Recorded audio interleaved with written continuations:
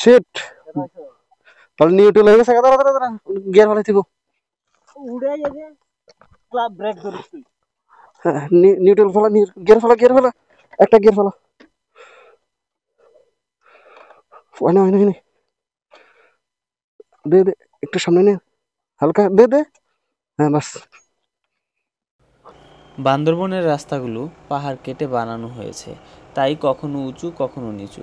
তো এই সমস্ত রাস্তায় যদি বাইক নিয়ে অথবা যে কোনো গাড়ি নিয়ে আপনি ড্রাইভ করেন না কেন, তখন হচ্ছে ব্রেক তেমন কাজ করে না। কারণ যেহেতু অনেক বেশি উঁচু নিচু রাস্তা, আপনাকে বারবার ব্রেক করতে হয়। তো ব্রেকগুলো যখন আপনি করবেন, আপনার ডিস্ক কিন্তু অনেক গরম হয়ে যাবে।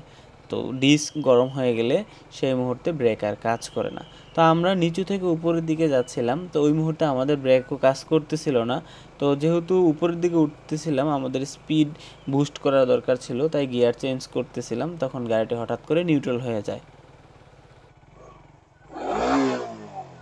যার কারণে বাইকটি আমরা আর ধরে রাখতে পারিনি। অবশেষে বাইকটিকে ফেলে দিতে হয়েছে।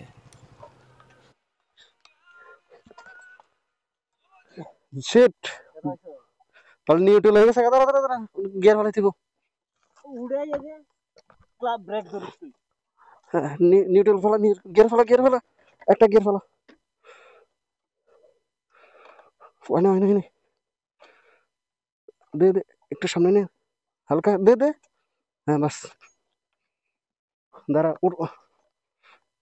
উড়ন যাবো নি দাঁড়া হেফিল রাখিস না কিন্তু হেফিল রাখিস না এদিকে রাখ একটু আমি ওইটা লই। তো এই মুহূর্তে আসলে বাইক ফেলেই দিতে হয়।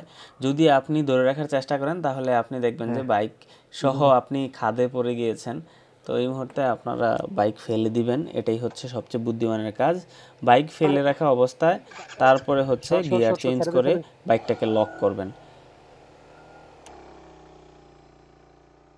একটু পরে সারে দে